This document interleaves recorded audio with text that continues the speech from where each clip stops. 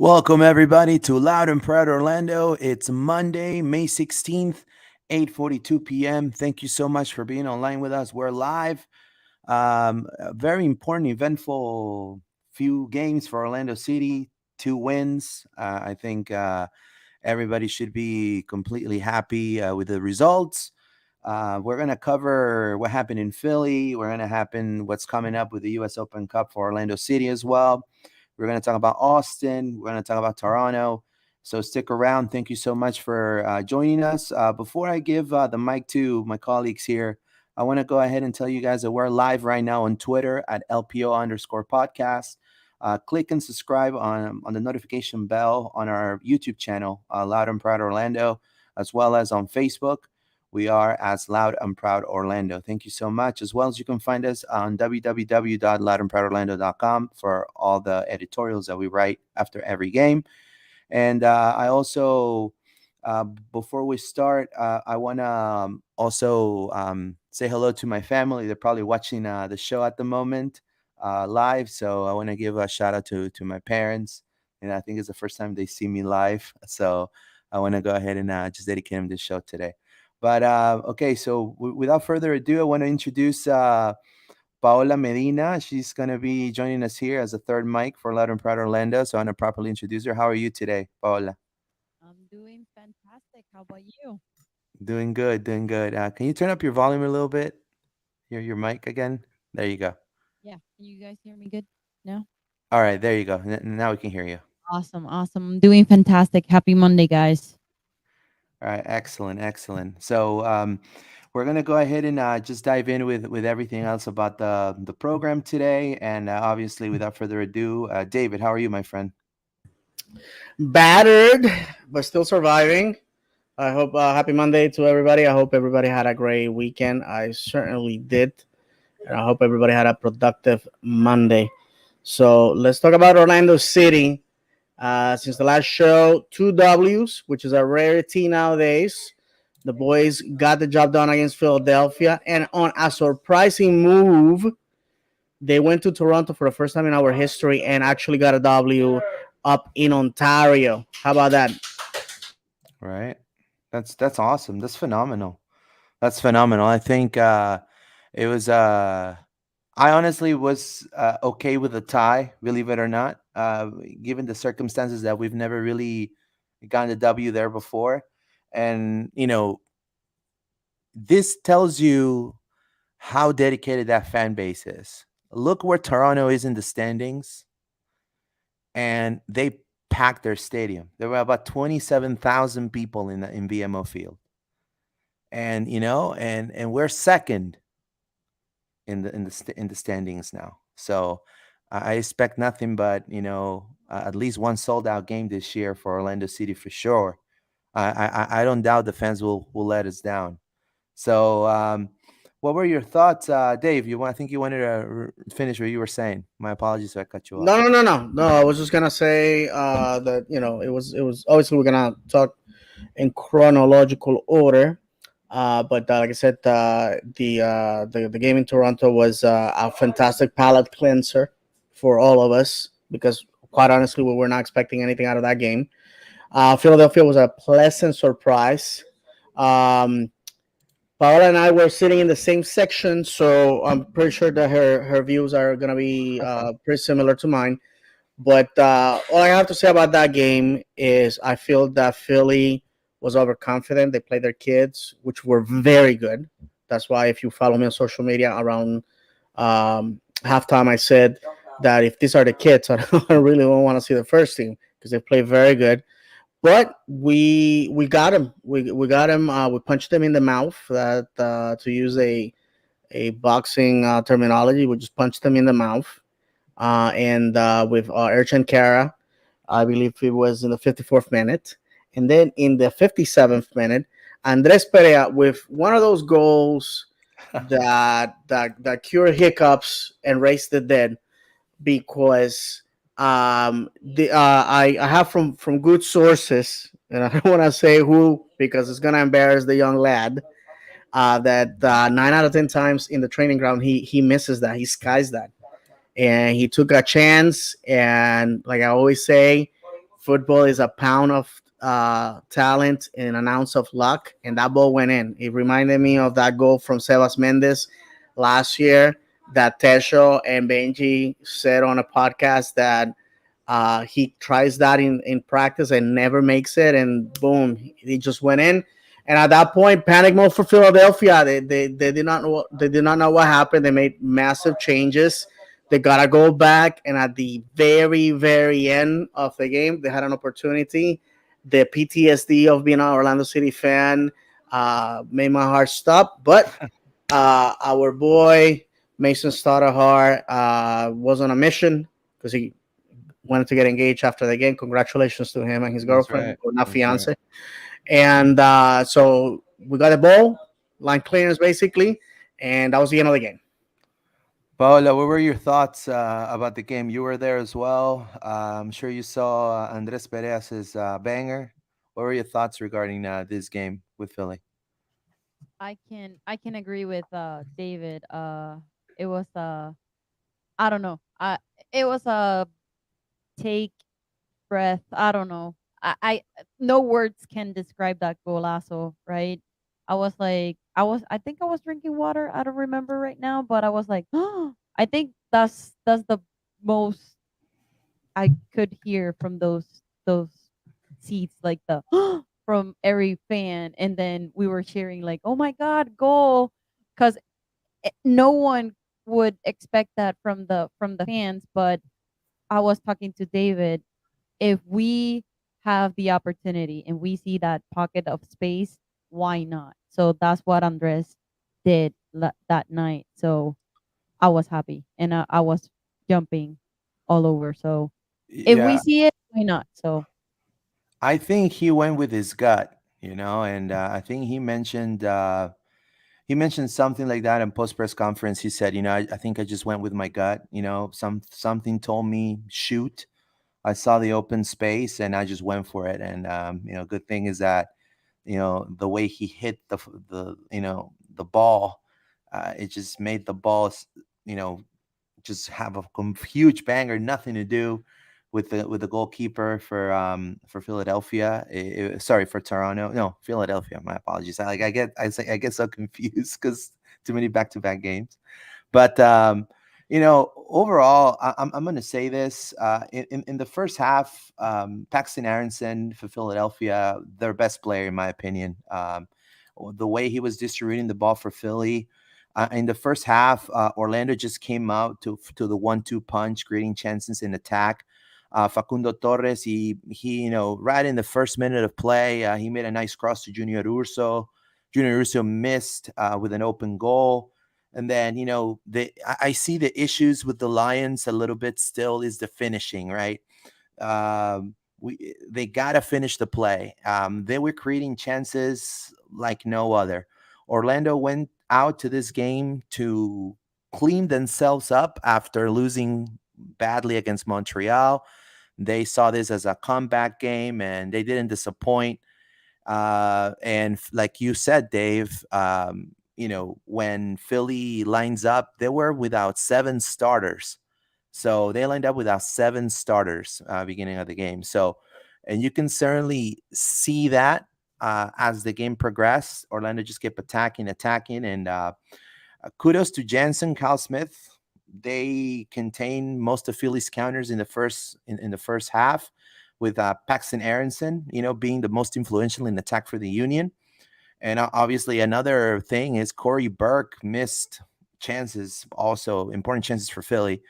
There was one play, and I wanted to bring this to the table here.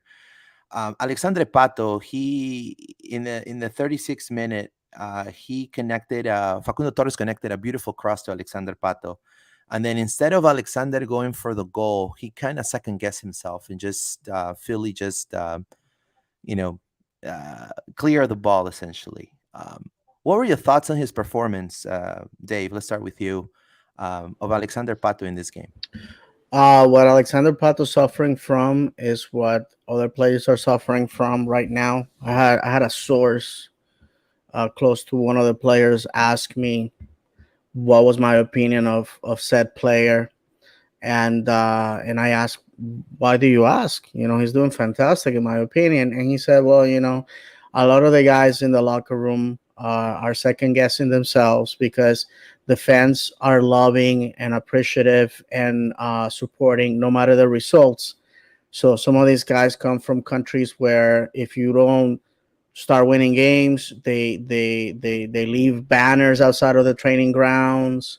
They go to people's houses. You know how it is, Luis, in South America. Yeah, yeah, And totally. they get into their locker rooms, beat up They break players, the things like windows of your car too. exactly. Things like that happen. And so while I appreciate that in MLS our fan bases are just happy to have a team to root for. Sometimes that confuses the players, um, because they don't have a barometer to say, okay, I'm doing great or I'm doing bad, because you can see a player like Facundo Torres. We lose a game. There's 50 Peñarol fans that want pictures and autographs and things like that. So, had that happen in Uruguay, he will basically be the first one in the tunnel because he didn't want to get pelted with crap. Going back to Pato, I think Pato's a professional. Pato needs to understand his place with this team, and he needs to understand that he needs to start producing. He is on a comeback tour, right? He got hurt first game last year, basically saw no action for us, was not a contributor, and we need him to start scoring. Luis, we are bottom three teams when it comes to scoring. I'm amazed that we're second in the East, fifth in the league. This is the type of thing that you would think that you're crazy, right? Because it doesn't make any sense. We're gonna have a great match in Open Cup. We defeated the first team in one of the best teams and the first team at the time in the Eastern Conference. So at the end of the day, we need to start getting confidence, making better decisions. In that game in particular, we saw some howlers, like the decision of Juan of trying to go for goal rather than pass it to Kara. And I know everybody laughs it off and like waves it off, but guys, if Philadelphia would have scored at the death and then we go into extra time, then people will be looking back at that moment saying, hey, had we scored, we would have gone home, because nobody wants to do 120 minutes of football and then Right. PKs on a Tuesday night. So that's my assessment of that. I think we need to start believing in ourselves, because nobody else can do that for them. For you, Paola, what were some of the players that you thought they played the best in this particular game since you were there, in attack or in defense? I will say Facundo Torres. He was one of the players that he was, like I said with David, like he was up and down, and even Pato, but at the same time he's not shooting.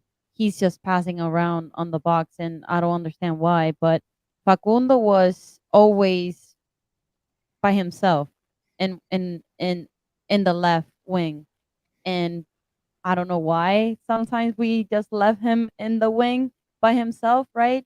And but it's just the connectivity wise, is he's still new to the club, right? And once that connectivity in the team will start playing with him, we can see like more goals from him. Also Aaron had a good game, I will say. Um and I will like to see more goals from him as Sure. well, cuz and people can criticize him, but I think he has not clicked with MLS still. Once he Right. It's clicks, his first season.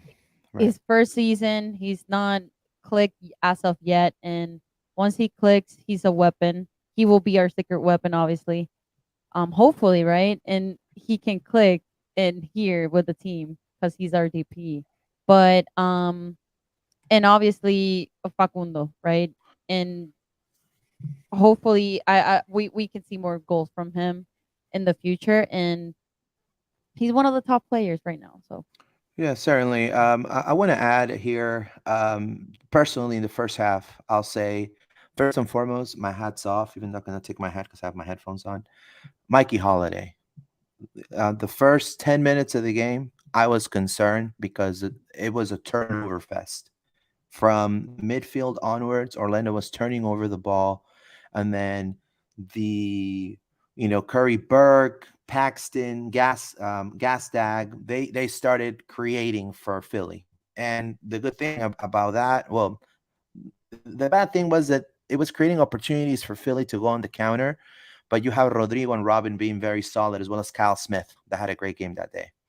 And so you didn't see it a lot in the first half. It was very choppy when it came into Philly's attack because you have Cesar Araujo, Kyle Smith, Robin Jensen, Rodrigo Schlegel. They were right there. But it did started with the turnovers with Mikey. It's probably because as being his first match, one of the first matches of 2022 starting, right? Probably, he had cold feet. But as the game progressed and as the half progressed, he started increasing his game. And I mean, my hat's off because he had, in my opinion, outside of the 10 minutes that he turned over a bunch of times the ball, he did a superb game after that. I mean, and when it came to, like Paola said, I think Facundo Torres, he always tried to look for the chance and the open play and try to, use his speed and his passing ability to, be bothersome for Philly's defense. Totally understand. Not so much of a score as we saw him in Peñarol, but I think that'll come in time. But Alexandre Pato was playing behind. He was playing as a 10, pretty much. He was playing as a 10.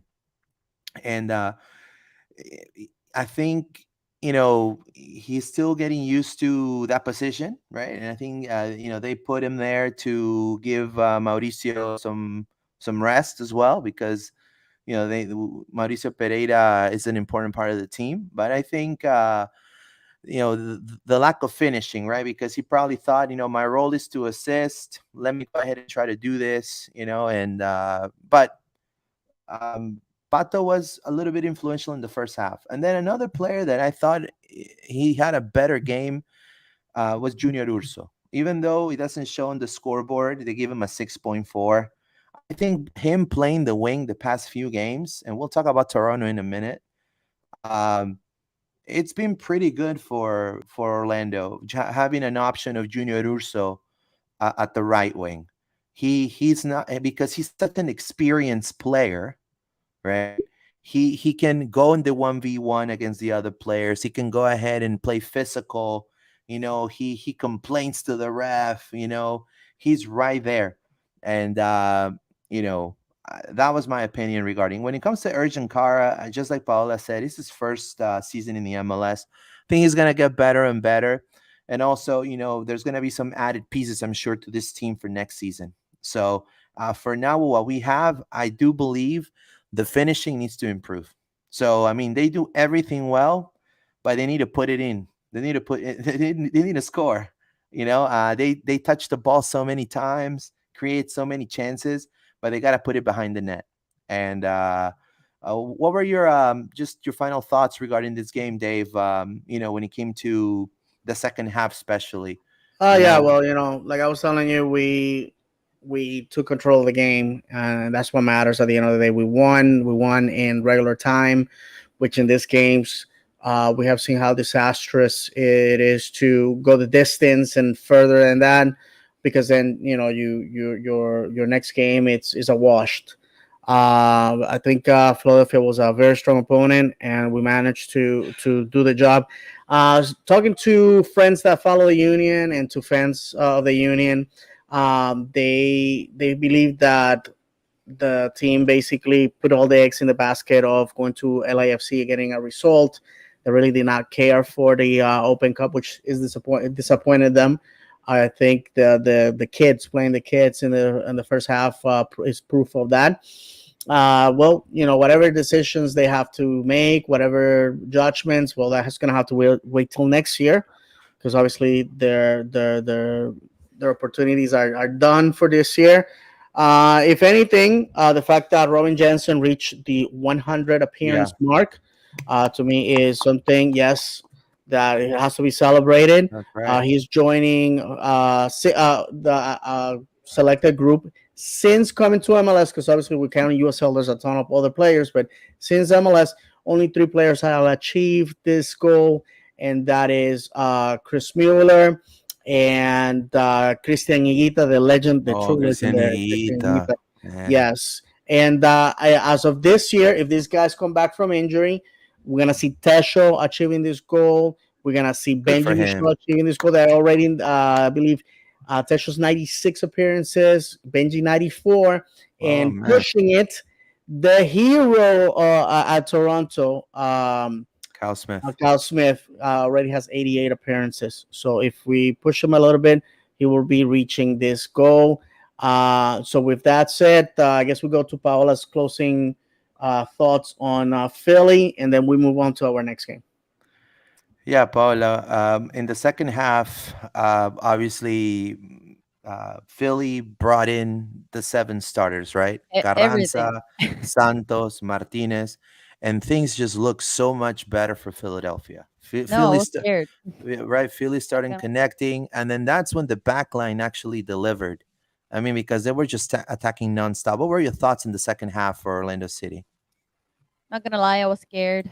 But like Dave said, Mason pulled it out for us.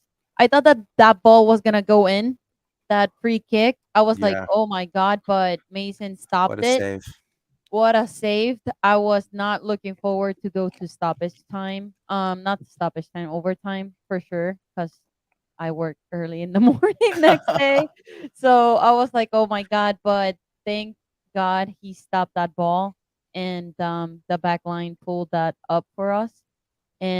But we deserved it, right? Because they were battling since the first minute for that game. So we deserved it, even though that they pulled every weapon in that second time, um, second quarter. But I don't care. So we won that game. We pulled those 2 goals, and we won. So, and thanks to Definitely, Mason. a win is a win, and I think Orlando has the chance to definitely make a statement in this U.S. Open Cup, apart from other years, right? And this will be my closing remarks, so then we can read some comments. Um, Orlando's gonna. They already went through the toughest, in my opinion, which is Philly. Philly is a tough opponent, great club, great coach, great players, great fan base also. And then now it's Inter Miami, right? And we're gonna talk about that in a little bit. And then after that, more than likely, possibly NYCFC. So 2 huge rivalries coming up for US Open Cup contention. If Orlando is successful eliminating those 2 teams, they probably will reach semifinals or even the finals of this tournament. And I think Orlando needs to put all the bullets in this tournament. All the bullets. All the bullets, because the city deserves a championship. I think it will be a great opportunity to showcase what Orlando can do in the international stage when it comes to Conca Champions. And also will be a great measuring stick for the front office to see what are going to be the added pieces that are going to come in for next season. Because one thing is competing MLS level, and the other thing is competing international level. And seeing how buddy CONCACAF and CONMEBOL are, one of my suggestions in the preseason, send them to South America for a couple times, or bring South American teams over so they can play against Orlando City. That's going to be a great measuring stick for the 2023 season for Orlando City, in my opinion. Because the World Cup's coming up, and I think it'll be a great opportunity for Orlando. So, great win, right? And so we move to comments from the people here. I want to thank Jim D. I think let me take this out. I think Papi is still figuring it out how to use Facu. He plays way more dynamic than most of the team. Yeah, I believe so. And also he's still trying to get used to the play, right? What are your thoughts regarding that comment? Well, what can I say? This is something that Twitter has been saying for a long time. If you have seen his highlight reel from Peñarol, you will agree. And you know, Facundo is getting used to the league. A lot of people think because this kid already played at a high level that you know that he doesn't have insecurities, that he doesn't have fears. Listen, this is a guy getting used to a new country. His parents are living with him, which is a blessing that you cannot take for granted. That they decided to put their lives on hold to help his son get used to a new country. And I can tell you that, I hope that this is okay to share. You know, he was super nervous going up to Toronto because for the first time in his career, he's placed in a league that is in two countries. You know, and that's something that, we discussed many times before. That's the biggest change for a lot of these players when they come to MLS. Erchan Kara came from a small country. Facundo and Araujo came from a small country. These are players. Oh, I mean, we also have to Jake as well. He came from Scotland. So these are players that come from small countries where the trips are either done in a bus or the players drive themselves to the games. These guys had to jump on an airplane, go to another country, go to customs, immigration, go to the hotel, spend the night, go in the morning, go to play this game. Which, by the way, it was at 3 o'clock in the afternoon. Yes, it was in Toronto and it was cooler than here in Orlando, but the sun was still out. You know, it's pretty early to be honest with you. So there's a lot of things going on there that I revert back to what Papi said. Oscar Pareja said in the Pints with Pareja, where he said we have to be patient. We have to allow these kids to get used to the new country, the new language, the new culture. And three people here, we're all Hispanics. We can definitely sympathize with that. We know, you know what that feels like. You know, to be the Right. oddball and find yourself like a fish out of water. I mean, it's what it is. Ahmed Salim, he says, let's hear the complaints. Ay, ay, ay. No, no, I'm serious. I haven't heard any complaints of anything. No, I mean, uh, but it is true. It's a true statement. I want to say hello to Ahmed. Ahmed, him and his family, they were going to the actual game, and he asked me, "Hey, Lewis, what's your show?" And I want to say hello to him, his family. I'm so happy that they were able to witness a great W for Orlando City, moving on, eliminating a big opponent, right? A contender for this cup for sure, for U.S. Open Cup, Philly. So good thing that you guys are able to share as a family, watching Orlando City. That's fantastic. Jim D, watching OCB. This Otero kid is an outstanding keeper. El Pulpo Jr. Great to see. Galvan has some good moments too. Yeah, definitely. Otero has a bright future. His family is very supportive of what he does and his career, and he takes this very professionally at such young age. It's great to see, right? I mean, it tells you that this kid wants to make it big. It has ambition, it has drive, and I know no doubt he will make it. If I'm the Venezuelan national team, because now in CONMEBOL, more national teams are going to be able to qualify for 2026. Venezuela is actually they can qualify for 2026, and Otero is going to be in a prime age as a goalkeeper. Fariñez, he can find a club to save his life that would put him as a starter. I would say give him a shot. Believe it or not, take a look at him. If the U.S. is not going to give him a shot, he's half Venezuelan. Give him a shot. I think he's definitely a good keeper. Nicolás Hernández says, arriba Orlando, lo sigo por Facundo Torres, saludo desde Uruguay. Un saludo a la gente de Uruguay. Vamos a comprar mi mate.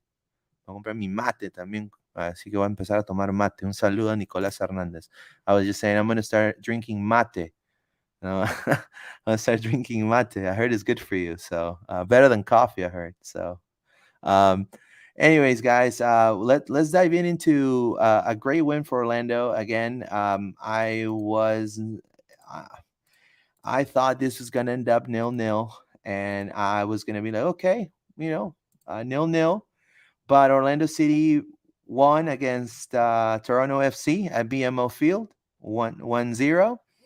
The goal was from Kyle Smith in stoppage time. A great goal, by the way. A great cross of a corner kick and the set piece from Pato. I think it's great that Orlando is able to take advantage of those set pieces. So, Dave, what were your thoughts? To start with you, what were your thoughts regarding this game for starters? Well, where should I start? I'm gonna keep it brief to give Paola the opportunity. All I have to say is, after we left the stadium on Tuesday, I said, okay, we go to Toronto, we get a 0-0 result, we get a point, we come back, gravy. But the football gods have things in store. So instead of giving you my whole analysis, the whole thing, let's talk about the blue collar hero, Kyle Smith. Let's talk about this man for a second. Kyle Smith, whose life story can be a Hallmark movie of the month, a guy that goes to Transylvania University in Kentucky, a D3 program. D3 programs, my friends, do not produce professional footballers. I'm sorry to tell you that. Guy finishes, no prospects, no draft, nothing. So he goes to work as a CPA, as an accountant in Cincinnati, his hometown. Here's that Louisville City is having a tryout. You pay $250. You get the chance to practice for a day. 99.9% of the people that show up to these trials are basically there to sweat for the day because they don't get picked on. This guy got in the team, came to Orlando because of JOC. A lot of people felt this guy was just going to be, I don't know, some bench warmer fodder. And look at what this man has brought in. This guy, time and time again, comes in to save the day. And he doesn't care if he plays 10 minutes or 100 minutes. He gives you everything he's got. This guy is super humble. For those that don't know, during the season, he works part time as a CPA. He actually passed his CPA test Oh while man, playing professionally. Yes, this guy is. It's like I said, this guy is a humble dude, an he incredible definitely guy. audited. He audited a Toronto then. He sure did, and I finished with this, my friends. I finished with this when they interview him. When Gabriel Amado interviewed him after the game, she asked him, how do you figure out that the ball was gonna go in there? And he said, well, I see that Pato in training always kicks this curling balls. I saw that Bonner was very well positioned to just grab the ball, and I figured, hey, if I get my head in there, reroute it, we may get something. Voila, 3 points, stunning, stunning.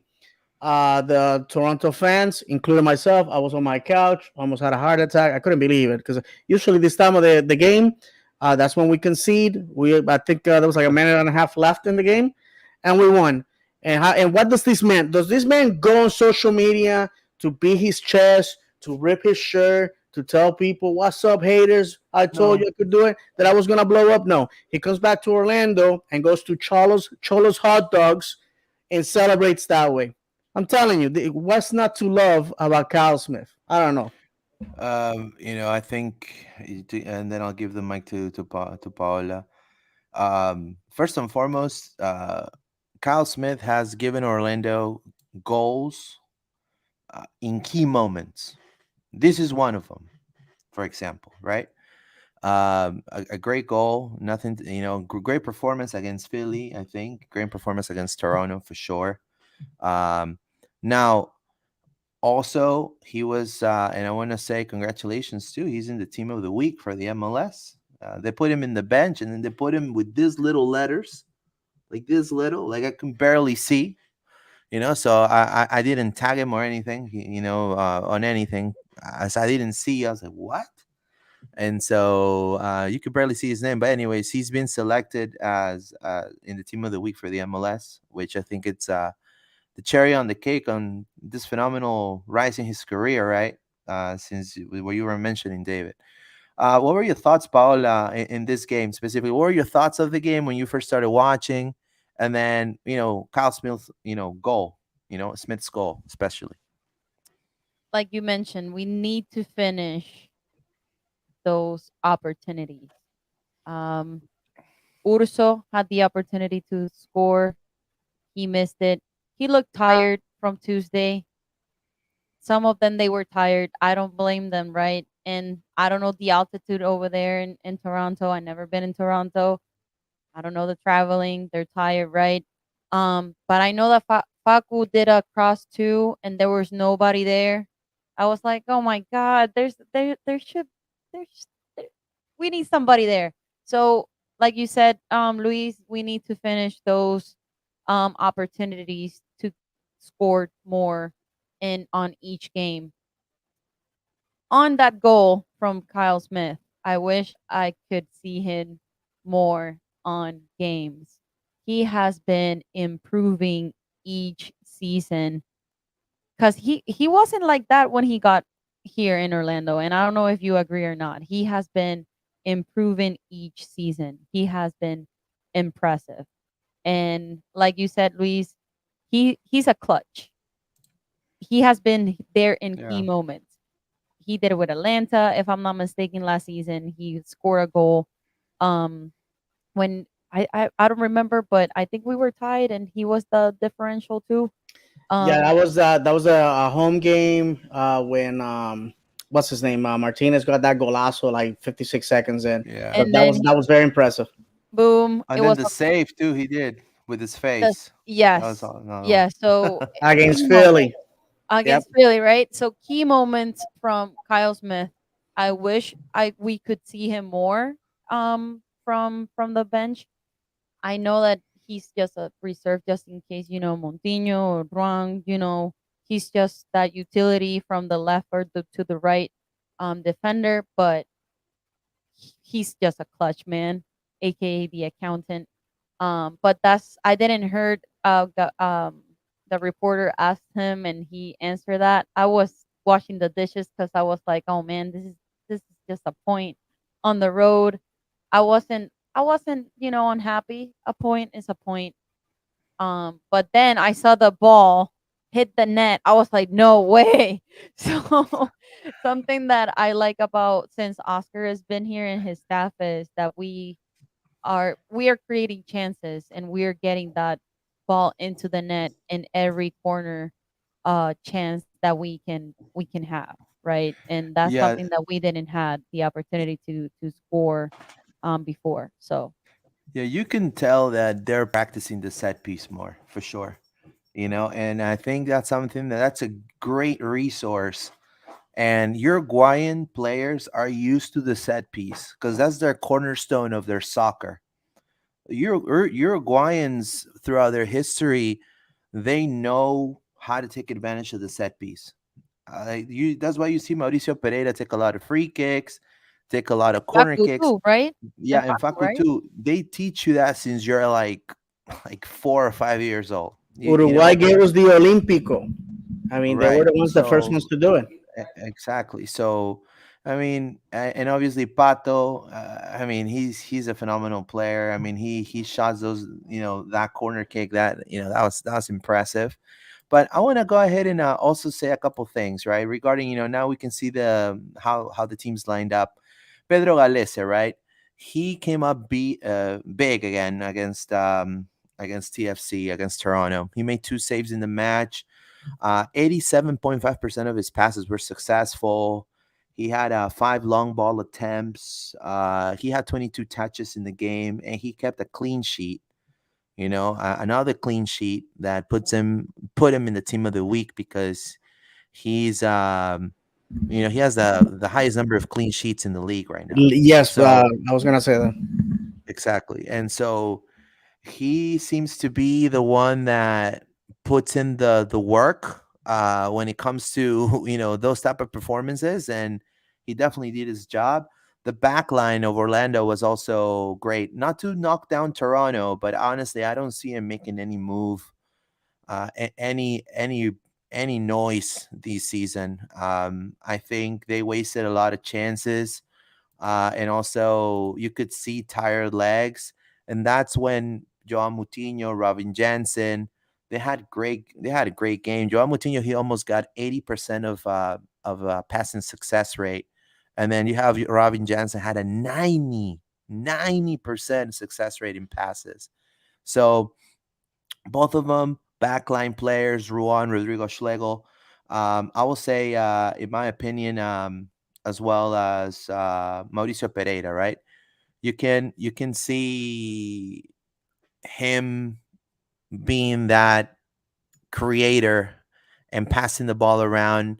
He had 5 key passes in which Orlando could have, again, they develop the play, they execute the play, but they need to finish the play, right?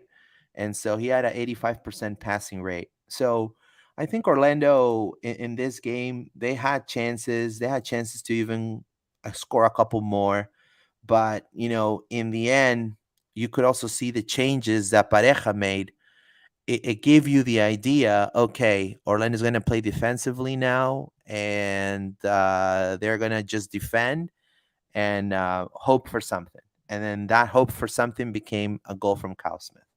So, but overall, it leaves Orlando with in the standings, especially like this: Montreal first with 20 points, Orlando second with 20 points, Philly third with 20 points, Cincinnati 19, and Red Bulls with 19. Obviously, we're not in the top because of goal difference, but it's great. It's good momentum, just like the title of the show today. It's good momentum for Orlando City uh, to see what's coming next, right? And like Paola was saying, I think having Kyle Smith, there's going to be games for Kyle Smith, and I think we said this in preseason when we had the shows. Our first couple of episodes here at LPO. There's going to be games for Kyle Smith. There's going to be games for Moutinho. And I think I like the fact how Pareja is able to know, when to use them. Kyle Smith came in because Moutinho got a yellow card, and also Kyle Smith gives you more of that hustle defensive presence than maybe Moutinho when he goes into the attack. He kind of, may leave a couple of gaps here and there. He's more of a static player. He doesn't, but then he surprises you with goals like this. So I'm so happy for the win, and I think Orlando, it's getting up there, right, Dave? What are your thoughts? The final thoughts regarding Toronto? Yeah, final thought. Listen, it was an ugly game. Let's just be honest. It was an ugly game. The highlight of that game for me was the fact that I didn't get to see the first half. But by an inch or a mile, winning is winning. We just got it. We just got it. I remember in 2015, twice that happened to us, where it was 0-0. Darwin Heron fouls a player for DC United, and boom, they scored from top of the box, and they steal all 3 points.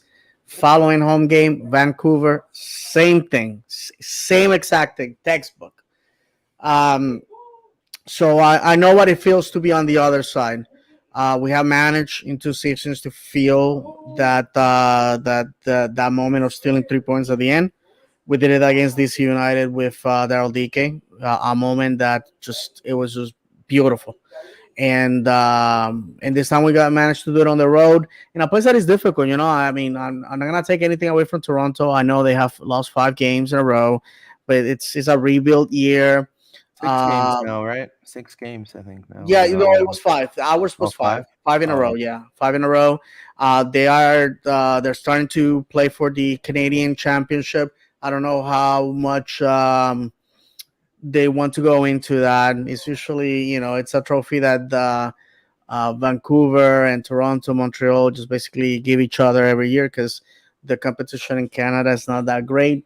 So, um, so yeah, we just took 3 points, super beneficial, because what's coming up next in Austin and with Miami is gonna be very difficult, very uphill. And Paola, your final thoughts regarding this game. What were your thoughts in the second half, especially for Orlando City, and how will that play with a goal came about? Uh, the second half, I wish that free kick that Mauricio That had hit the crossbar? on the 69th minute. I wish that Bono didn't stop that one. Yeah, that was great. It Great save. it was pretty that in period. When I saw that Bono stopped it, I was like, oh, really? Because I wish that Pereira had more goals like that and people stopped criticize him, right? But it is what it is. And then I was like, yes, this is gonna be the shut up goal, but whatever. But I was like, oh man, this is gonna be the goal differential, but no. But Kyle Smith for the win, the clutch man, was there to save us, and despite it was choppy, we got that, we got it. We were David and I, we were talking about it. This was our time to get this 3 points. We got them. Now we have a rest week for our next game. for So let's Austin, right? for And Austin. Mhm. and I want to before my closing remarks regarding this game, and I want to read Colin Garvey's comment because I think it's important. It says we got a little bit lucky that Pozuelo didn't make the squad for Toronto. Yeah, I mean Pozuelo was a player that definitely is a troublesome player. I think he was when Soteldo played last year in TFC. I thought Pozuelo was much better than him, and then now obviously. Soteldo is no longer in the league. He went to Tigres, and well, good for him. But I think Pozuelo definitely. I agree with that comment, Pozuelo. But honestly, I saw the mid of TFC, and honestly, I don't see him making any noise this season. I'm not trying to knock him down, but I don't know if I think TFC needs to trust in Bob Bradley because he's a good coach. He needs to give him a chance, give him the build the squad there for the next couple of seasons. But this season, I don't see him making any noise. Um, when he and just to close here, Andres Perea, right? He had a great game in my opinion against Toronto. How can a goal motivate a player to place in a higher level, right? And there were a lot of people that were very concerned about his performance in previous games, and he scored that banger against Philadelphia. Boom, change of attitude. Good for Oscar Pareja to trust him and put him as a starter. Didn't bench him again. Said, hey, okay, you scored. I'm gonna reward that you played a great game against Philadelphia. Show me what you can do now against Toronto. And I think he did a great game. Hopefully, that ball keeps rolling for him, and because he's definitely gonna be you know he's gonna definitely him having an impact as a sub, it's gonna be helpful, especially playing MLS and US Open Cup back-to-back games, right? And so that was a great win, and we switch to what's coming up next, which will be our Austin. our Austin FC, right? Austin, it's FC. important to mention, guys, that Austin is playing this Wednesday against LAFC at LA. So it's not like they're coming fresh to this game. We actually don't have anything going on. So advantage to us. Yes, we're playing in Austin, and I know there's a lot of uh, undertones, right? This is the city where Orlando City tried to create something, or at least the founders of Orlando City tried to create something with the Austin Aztecs. And this is a story that, Adrian Heath, Miguel Gallardo, Phil Rollins, Kay Rollins, who else? Jamie Watson can tell better than I can. And for many years, they accused us of stealing their team. History says otherwise. We have a book to prove that that's a bunch of baloney.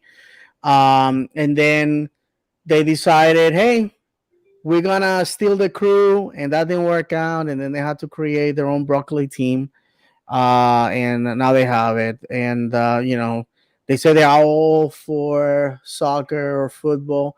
They never supported the Aztecs. They never supported the Austin Bold. And now I guess we have to believe that they're ready for football now that they have an MLS team. I'm gonna be honest with you guys. I don't care for the game. It's a Western team. If we lose against them, so what?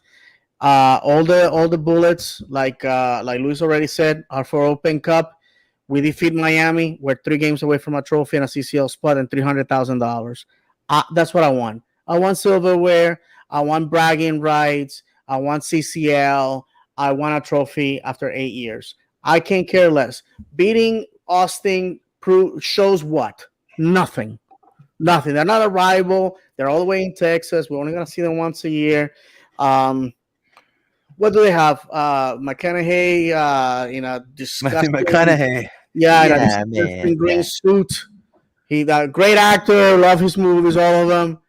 But I'm sorry, that's what it is. Now, with this, I give the microphone to Paola. If we can go there and pull another smash and grab like we did in Toronto, I can tell you we're going to the game against Miami like crazed Vikings because we're gonna destroy Miami. I'm gonna save my all my energy. You guys know me. You guys know my views on Miami. But if we can go and get 3 points, great. But if we go to get a point, I'm satisfied because again, they're gonna be coming tired. They're already out of Open Cup, so they have nothing to fight for. But MLS Cup, but we do. We have an interest in this tournament. We're second in the East, and you know what? I mean, those guys right now, Austin, their last game this past weekend, it was a loss 2-1 to RSL, who ate their Yeah, lunch. right here. Right here, They ate their lunch, and yeah. aside from that, they're third in the West, 20 points, similar to us. Record of 6-3-2, and I gotta tell you, or in a positive 12 goal differential because obviously their first 2 games of the season they became scoring machines. I don't know why, but at the end of the day, my friends, the fact of the matter is that say it with me, everybody. Open Cup. That's how we're. So if we go to on Sunday to Austin and we get a point, fantastic. If we don't, just like we did with Montreal, people were crying. Luis, people were crying here. People complaining that it's the end of the world. And then when we defeated Philadelphia, everybody, Yeah, quiet. high fives, back slapping, and kissing. I had to fight people off. Don't pandemic. Don't touch me. Don't kiss me. Everybody wanted to say, "Oh, you said it. You said it last Monday. Yay!" But at the moment, Luis, they doubted us. That's it. Oh, well, Paola, what are your thoughts of this upcoming game coming up against Austin? I just want to see this game. We have never played with Austin, so let's see how we played. Like David, like I'm just focused on Miami. I just want to eliminate them from the Open Cup. Um, but I don't want to lose. To being honest, for being honest, but at the same time, I don't want to lose focus on Miami game. And we just I know that Miami is going to come to eat us alive. They're not gonna be easy on us. So we need to be prepared for that game. And Sure. so it is what it is, but at the same time I'm just curious to see how we play with Austin. Um and see how it goes. If we have a point at the road, kudos for the team. If we have 3, even better, right? But Yeah. I'm most even more focused on Miami. I already have my tickets as well, so let's see. That's awesome. Well, to give my overview about this game, we definitely need to watch out for a couple of key players here. First and foremost, I believe Orlando City needs to go to every game with a winning mentality. So that's the way you build, championships and championship mentality. And every single player that it's in that pitch that's going to represent the team, it has to go out for the kill. And this is a team that is coming from a little slump, but they have very interesting players. And I'm going to name them. First and foremost, in the back line, in my opinion, Julio Cascante. Who is Julio Cascante? He is a Costa Rican international. He's definitely going to play, going to be an important part of the Costa Rican team for the playoffs to World Cup contention as well, against New Zealand, right? So he knows about national team level play and competitive, very competitive player. He's actually been the best player in their back line for the past 2 games, even though they have some back-to-back defeats. Then a player that it's very exciting that Orlando is going to face that can play not only as a second striker, but can only play as a number 10, and it's Sebastian Driussi. Sebastian Driussi, who has in 11 games, he had already 7 goals and 2 assists. He played in the biggest club in Russia, which is Zenit. Zenit, the Zenit from Russia, the Russian league. That's where he came from, and he has a value, according to Transfer Market, of almost $8 million. This player is a very interesting Argentinian forward, Tati Castellano-esque Argentinian forward. So I'm sure people will understand what I just said. And then up top, Maximiliano Urruti, right? Maximiliano Urruti, he's has won championships in Argentina. He has won also, he's been an MLS Cup champion. He has in 11 games 4 goals, 2 yellow cards, and he's played already, and he has a vast experience in the MLS. He came from Houston, then he played in Montreal Impact, Portland, FC Dallas. So he has vast experience in the league, very experienced center forward. That's something that we need to definitely take a look at. And other than that, I think the way they link up in the right wing with Finley, which is a Canadian international, and Alexander Ring, a former New York City player, that's been working for them a lot. And then Driussi sometimes tends to go towards the right side of the field. And I think our backline needs to be spot on. But right now, who do we have in the backline for Orlando City, right? We have Rodrigo, Robin, Thomas Williams, right? And Jansen, right? So we have a couple of pieces. Even Kyle, even though it's not his position, but he could definitely play the center back role as well. So there's a couple of options. Not to sound crazy, but we have so many defensive midfielders. I wouldn't be surprised if Pareja wants to use the line of 5 with 3 center backs, maybe put Cesar Araujo as a center back. Oscar said something really interesting in the press conference against Toronto. A lot of the players need to learn to adapt in different roles, right? Even if it makes them uncomfortable, they have to learn to adapt. And I think that's a great thing. It's going to be tough, but just like you guys said, Austin, beautiful city. I've been there myself. Beautiful city. I don't know about the Aztecs and all that good stuff, but I like the city. But I think Orlando has a huge chance to ruin their party for sure. I know that stadium is going to be packed. People are going to be definitely rowdy. But Orlando needs to be mentally prepared for what's coming for the U.S. Open Cup. Mentally prepared in the sense, just like you said, and we're gonna change gears here to talk about what's coming up. Inter Miami, right? Right now, Inter Miami is not doing so well. Clearly, I think everybody can agree with that. But this is a rivalry game. Again, just like the Tampa Bay Rowdies came to Orlando and they tried to, ruin our parade, play us very physical, with all their limitations. And some of the players went straight to get yellow cards in the first half. Miami's going to try to do the same. And their defensive backline is very sloppy, in my opinion, for what I've seen. That's why they're almost last in the standings. Very sloppy. And that's something that Orlando needs to take advantage of because, they are sloppy in defending as a unit. They're not as compact when it comes to defending.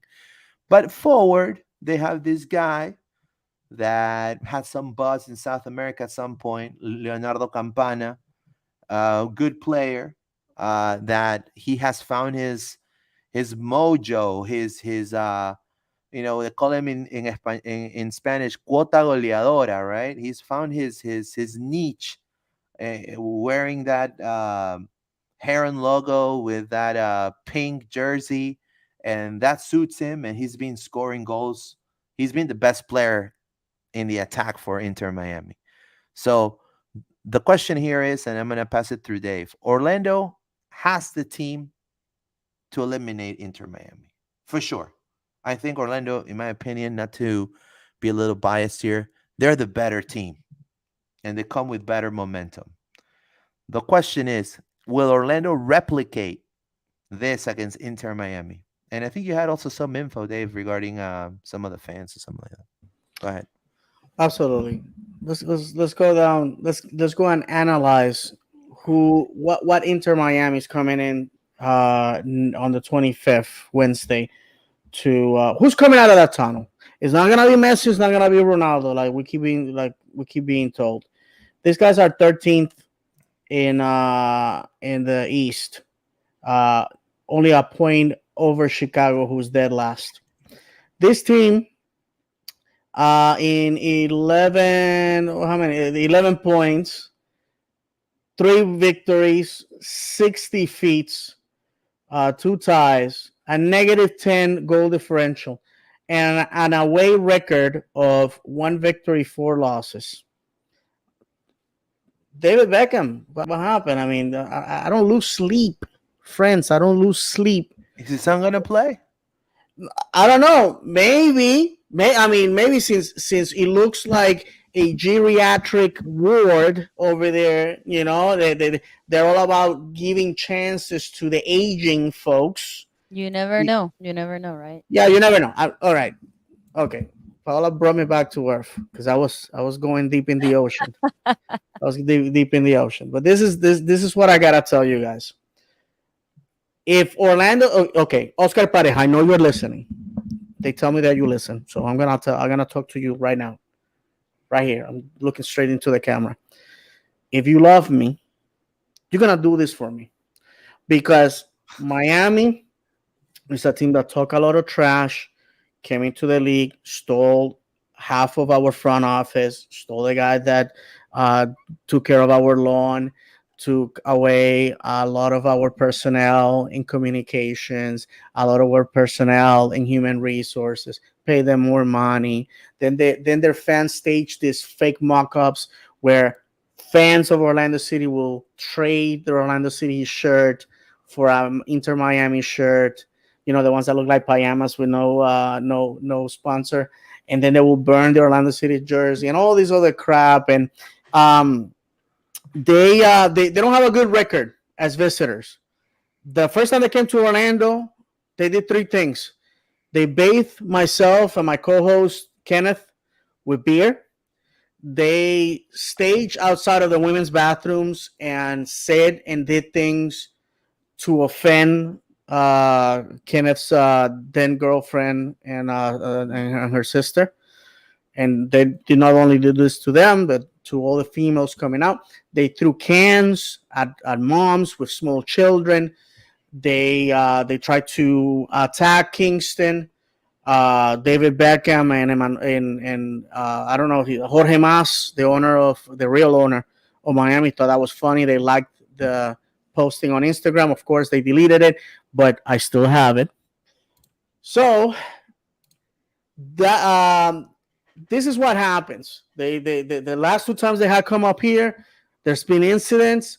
The only fan base, my friends, where we have active duty cops like watching over them is Inter Miami. You should be embarrassed. You should be embarrassed about that. You have gone to other teams, Nashville, Atlanta, DC United, Cincinnati, and you have behaved like total animals. And I know that you want to say that, oh, this is real football culture. It isn't, my friends. I gotta tell you one thing, and this, I'm gonna get serious for a minute.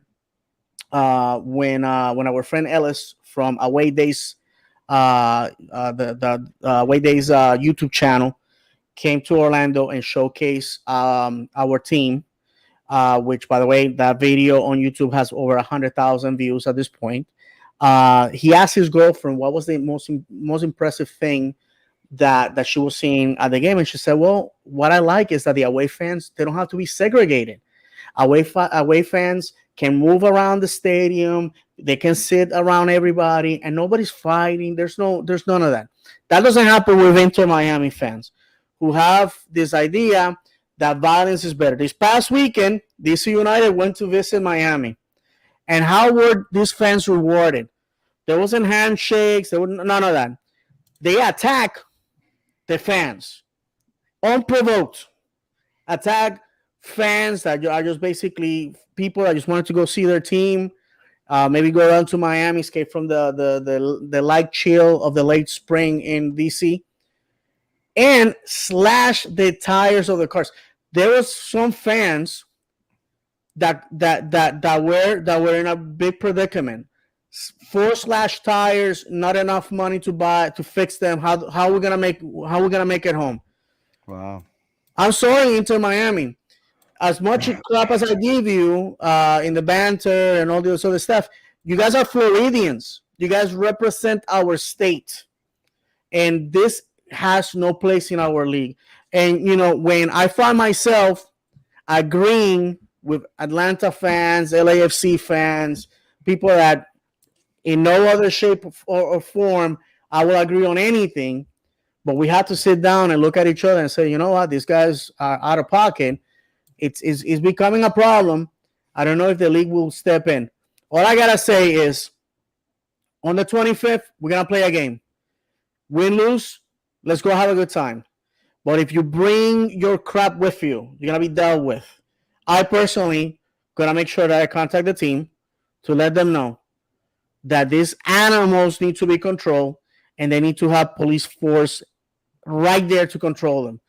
Last time when we played the Rowdies, they blocked that whole section. Luis, you couldn't even walk through there. That was the Rowdies, and the Rowdies behaved in a manner that, to be quite honest, no incidents. They came, they watched their team, they clapped, go home. Atlanta United comes to town, especially in the early years, 300-400 people, and they left the same way they came in.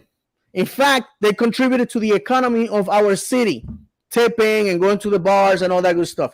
That's what football should be in the United States. I'm sorry. This attitude of coming to a stadium and behaving like an animal, attacking people, I'm sorry. In any other day outside of the stadium, I'm a father. I'm a man in my 40s. I am married. I have a job. I'm not an ultra.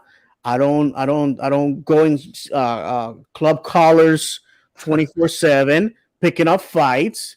So this attitude that we have to live the movie, viviéndose la película, like we say in Spanish, this thing that if we don't act tougher than the other guy, we are not real fans. It's all BS, my friends. I think that the joke is not funny, and if you want to embarrass me, beat me on the pitch those 90 minutes. Don't wait until I'm in the parking lot and attack me physically, because I know those guys already said that the day I show up down to their portable stadium, they're gonna attack me, attack my family. I mean, listen. Well, I mean, words are like, I think Well, they have proven that they can back him up too. So sure, that's I mean, I'll say my piece after Paola, but I know Paola's been waiting. Sorry about that. So Paola, what are your thoughts regarding this game coming up against Inter Miami? As I was saying, with all those players, and what means to beat them for this U.S. Open Cup contention spot. Like I said, I already have my tickets. I'm looking forward to this game. Hopefully in peace, right? I don't want any drama in our stadium because we know how to behave.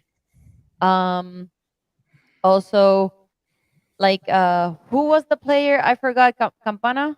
Campana Hey, is? Campana, yeah, Yeah, Campana. Campana. Hopefully he's not having a good game that that day. And Rodrigo and Jansen can stop him from scoring, and he's not playing. I don't know. Because he's having a good game because every time that I see highlights from Inter Miami, he's scoring, right? I'm like, oh, he's like a secret weapon right now for Inter Miami. So I know that they're gonna come here and probably, hopefully, they're not gonna have a good game that day. Let's leave it like that. We're gonna have a good game that day. We're gonna paint Florida purple. We already took out the rowdies. Let's take down Miami because Florida's purple. Let's take them down. Yeah, definitely. So regarding this game, I'm gonna definitely agree with David here. Um, I come from a culture, but I can definitely speak for myself, in which, unfortunately, when I was younger, I'm saying between when I first went to the stadium, I was 5, till maybe the time I came to the United States, I was 14.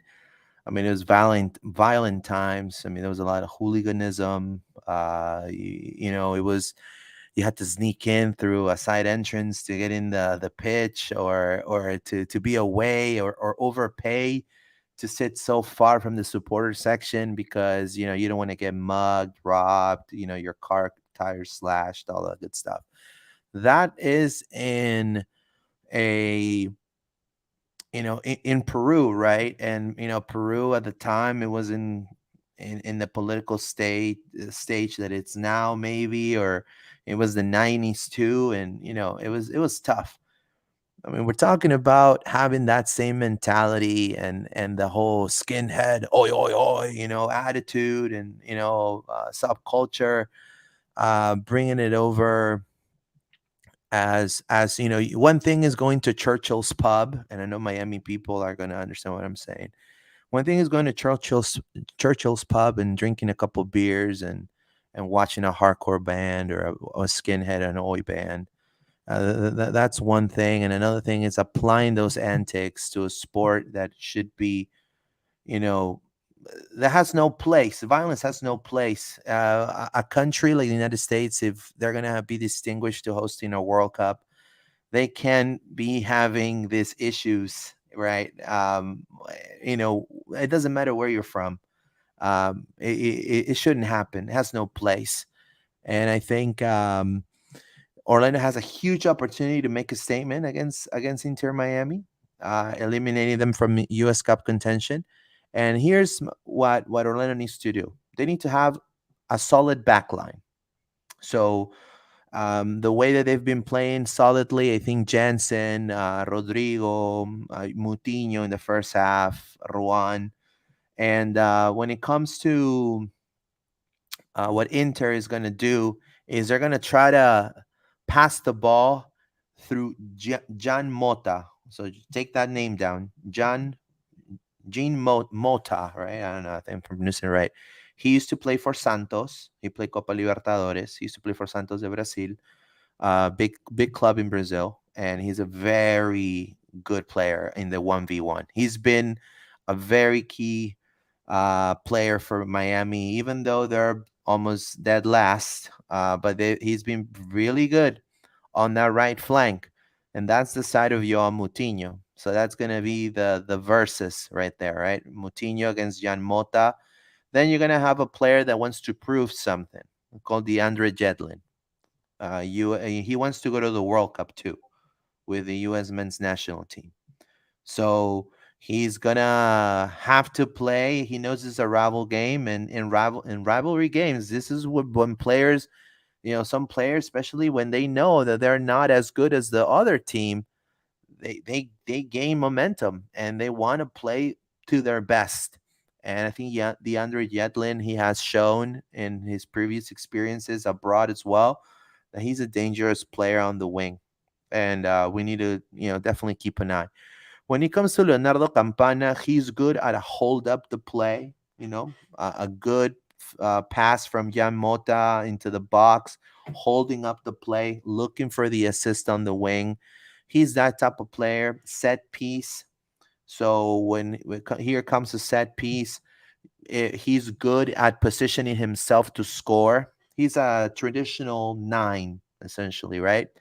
And in the 1v1 against the keeper, I think Galese could definitely win that duel, no problem. If Pareja thinks that Mason Stadohar is going to be the keeper for that particular game, then I trust his judgment. But just like Dave said, this is a rivalry game, and I think our best need to play this game. Best 11. And Luis, I'm glad that you brought that up. I think everybody remembers the semifinal in 2019. I believe that JOC misunderstood the occasion, put a very weak lineup between the sticks. He put Adam Greenwich, who was our third option, at goal. I understand you wanted to reward the guy for all he had done. Fact of the matter, he was facing a top keeper in Guzan on the other side, and that was the difference. Atlanta came in with a MLS starting 11. We didn't. We lost 2-0, and our opportunity to crown ourselves champions went away. And guess who ended up winning that championship? They did. And they sure love to rub it in our face. Now, if I said that it's a priority, I'm sorry. Mason, I love the guy. I need Pedro Gales on goal. At this point, kitty gloves off.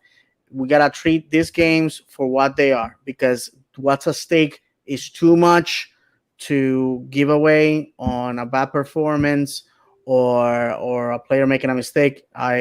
We need to treat these games for what they are.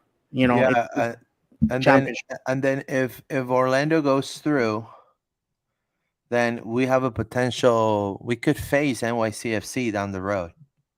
So Orlando is going to have to. There's going to be two rivalry games right there. Orlando has the opportunity not only to win silverware in this tournament, but also eliminate the two direct like rivals. The current champions. Correct. MLS. The current champions, right? With Thales Magno and Batati Castellano and Alexandre Callens. Now, if you look at this lineup for Miami, for me, Luis Carlos Pineda, the four that they need to look out for are Jan Mota, Gregor, or Gregor, how you call him? Gregor. He used to play in Bahia in Brazil. So their midfield is Brazilian, just like Orlando's. I think Urso is more of attacking, defending type of player. These two are more, I think, Gregor. He's kind of paired up like Urso. Jan Mota is more in the attack, in my opinion. Campana and Damian Lau. This is something to take. Also, I want to say before I give the mic to Paola. Damian Lau, Jamaican national team. Um, you know, he's a starter in his national team. The thing with Damian Lau is that he's a very static center back. When he tries to go into the attack, he turns over the ball with little pressure. So this is something that Orlando needs to take a look at. If the people are listening, the Orlando needs to come out to press high this team rather than to be the other way around. That's been happening to Orlando. Teams come to Orlando and press us high. Orlando needs to come out in their own stadium and press them high, because they're gonna. I mean, they're not second to last for a reason. You press them high, they turn over the ball. So I think Damian Lau is a good opportunity. Also, good center back. He has some good games, but when he tries to go into the attack, like have you seen the runs for Jensen when he goes up to the middle of the field? If he does that, there is a higher chance for our mid to recover the ball, because he's not as a good player to go into the attack. He's more of a static player. I'm staying defending, that's it. Right? So let's take a look into that and dive in. We'll dive in even more next week, I'm sure, discussing this more in depth.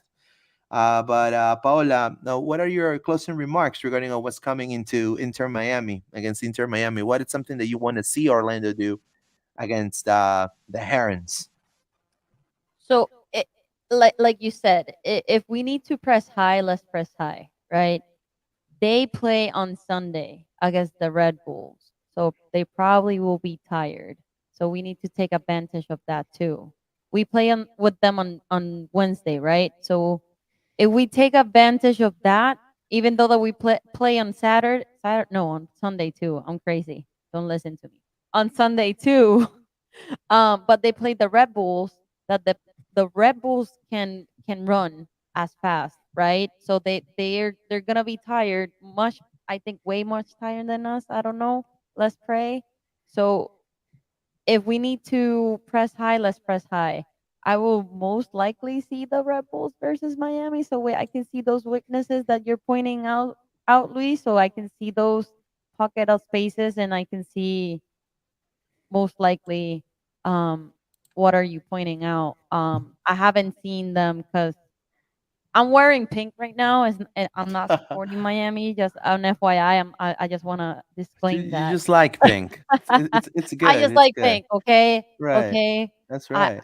No, I'm not supporting Miami. Just a disclaimer. I just realized I'm like, oh, I have pink right now, but I'm not supporting Miami. But if we need to press high, we need to press high. But that's a good pointer. That if they have Brazilian midfielders, probably Urso know how to they play Yeah. because they probably know how to read each other. So um, and I would love to see Jansen go up with that ball because every time that I see Jansen go between those lines with the ball, I love it. So let's see how they play. Definitely. Let's read some comments before we close today. Ahmed Selim, if you look at the games we win, they are the ones that we come out pressing high and maintaining the pressure. We have to play Miami as we were playing Philadelphia. Don't underestimate anyone. I totally agree. Wholeheartedly agree on this statement. Colin Garvey, Orlando has a habit of playing down to their competition. We haven't really looked dominant in any of our games. We should beat Miami though because they can't really press like the better teams. I agree on that, and I think the reason why you probably, Colin, don't see huge dominance is because the chances created have not translated into goals as we expected. So, as you say, we're winning 2-1, 1-0. Sometimes, it's not like 5-1, even though we could, because the chances are being created, and Orlando can maybe go up 2 or 3 or 4 goals up if needed be. It's just in my humble opinion, the reason why. And then, well, those were the comments for now. Closing remarks, David. Sure. Again, Austin, smash and grab. Let's hope for a result. It's not the end of the world if we don't. Like, I'm directing this to some of you on social media that act as if it's the end of the world. I think we had, or at least we already had several shows like this where we have to act as I don't know, like crisis counselors, right? Right. For this fan base, we can't do that anymore. It's a sprint, okay? It's a marathon. It's not, you know. And that Miami, I mean, it has to be a win because this trophy that has eluded us since 2011 finally has to come home. You defeat Miami, the bragging rights of that massive. We complain about the fact that people are not coming to the games. We beat Miami. I bet you money that that game against Dallas is gonna be a packed house. You gotta give these people something to be proud about. And if you are considering, please show up to support your boys on Wednesday. I know it's middle of the week and I can speak easily because I only live 10 minutes away from the stadium. I know some of you are coming from far away. Yeah. And this is a weekday, but you know what?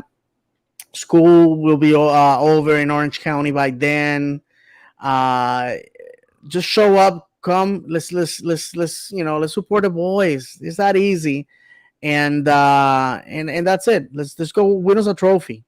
Period. Yeah. And before I go, I would like to remind everybody, the legendary David, my YouTube channel and vlog. The last episode, Luis, is already about 1,000 views. That was the game against Philadelphia. So thank you very much for the support. Tiro Esquina podcast. Paola was with me last Thursday, and most likely we're gonna be together this coming out Thursday. My usual partner Kenneth, work keeps him away, and our friend Sergio Ruiz Torres, the Spanish voice of this club, is busy with his day job. So there you have it. Of course, if you want to hear the same views that I have, the same views that Paola had about all the things that we have talked about, but in Spanish, this Thursday, and I will be recording. So, Paola, thank you for being with us. Obviously, it's not going to be the last time. Yeah, Next we'll see you Monday, next week. yeah, for sure. It has been great. We are breaking the schemes because obviously in Orlando City podcast, it's always guys. So there you go.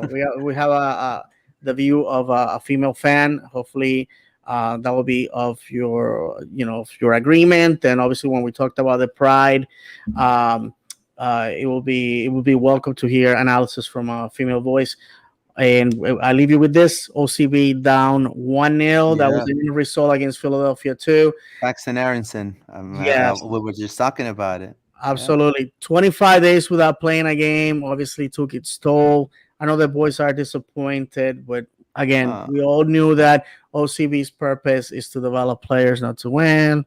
You take that with however you will. I know the boys are disappointed, but again, we're one team, one club, and hopefully you guys will be supporting the boys when they come back into town. Paula, closing remarks before we go. Hey, it's a pleasure to be here with you guys. Obviously, every time that you need me, I'm here. For Saturday, I want to win. If it's a point in the road, I will take it. But let's eat let eat some broccoli on Saturday, right? That's right. That's right. And then for next Wednesday, there's no excuse to not go to that game. I work at 7 a.m. It's a Wednesday night. There's no excuse. I have already my tickets. Um, let's support them. I'm gonna go and cheer them. I will be in section 34. Are you gonna be in section 34 as well, David? I still have to buy my ticket. What's Most going likely, on, David? Come on. no. Well, Last minute McGee. no. I'm just I kidding. have other things going on Oh, okay, okay, okay. because I have friends from England that are gonna be joining me in June, so I have to be moving some tickets here and there and a bunch of other things.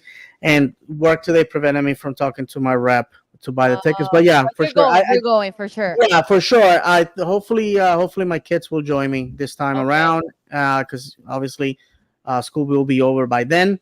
So like Paola said, everybody Just come there's on. no excuse, right? Like you said, there's Orange County schools are over. I work at 7 a.m. and I'm still going. So there's no excuse. Hopefully we can see you there. And Luis and David, it's my pleasure. So thank you so much. And hopefully I can join you Yeah, in the future. definitely. Welcome to Team LPO. I want to Woo! officially welcome you to Team Thank you, thank you, LPO, thank and you. we'll discuss it, behind the scenes for sure. As everything is going to contain. But I want to. My closing remarks are going to be very simple. I want to congratulate Pedro Gales and Kyle Smith. They make Team of the Week of the MLS. Well deserved, for sure. Also, OCB. I know the guys watch me. Brandon Hackenberg, Gunera, everybody there. Moises Tablante, Otero. Chin up, my friends. You guys are the cornerstone of this club. OCB is the future of this club, of this league. And you guys gave it your all. Play a hell of a game. Turn the page. You guys will definitely win the next one. So there's a lot of bright future for this academy. We're seeing this not only from the front office but also from Pareja and his coaching staff. They want to see these players play in the first team. They already brought up Brandon into the conversations. They brought up now Thomas Williams has started for Orlando the first team. So your opportunities are definitely endless for this club. And if anything, Paxton Aronson was having a hell of a game against the first team either way. So I'm really not. I totally understand that he scored, but we'll analyze that and more. Austin, tough opponent. Miami, also tough opponent. But I think Orlando has all the chances to get 6 points. And definitely. Uh, move forward. I also want to talk a little bit about the Pride. I want to, they tied last minute stoppage time with a Tony Presley penalty kick, phenomenal penalty kick. Great game from Carrie Lawrence. Great game from also Leah Pruitt. I want to say hello if they're watching. Phenomenal display of resilience that the Pride had. They were winning the game. Then Kansas went up on the scoreboard. Then they had to catch up, and then they actually got the draw at home. This is a rebuild for the Orlando Pride, and the fans are coming and supporting more. So, and this I tie it up with what's coming up with the U.S. Open Cup and Orlando City Games. I mentioned in the beginning of the game of the show, Toronto packed their house. Look where they are in the standings. Orlando, I understand, we're second. Orlando's second. You have an Orlando Pride that's actually playing very well as well, moving up little by little in the standings also with a lot of momentum. Then you have OCB. Support your club. I think the front office is doing a great job to lower the ticket prices to go the day off. Support your team. Rather than going and see Doctor Strange, which was a terrible movie, I was so disappointed. Go and support the boys. Go and support Orlando City, OCB if you live in Kissimmee or St. Cloud. I know the ILF is from St. Cloud. Go and watch the Pride because I didn't get that luxury when I was part of the Society 21 and all that good stuff. I didn't get the luxury of the prices being so low, appreciate all the feedback that people have left us also on our social media. I want to encourage you guys to go to our social media accounts as Loud and Proud Orlando. We are on Twitter at LPO_podcast. We are on Facebook, on YouTube. Click on the notification bell for all notifications. Subscribe to the channel for all more content. And also our Instagram handle is now at LPO_podcast also on Instagram. So thank you guys. Thank you, Paola. Thank you, David. As always, we'll see you guys next Monday. And vamos Orlando, right, Dave? Vamos Orlando. Go. Vamos Orlando.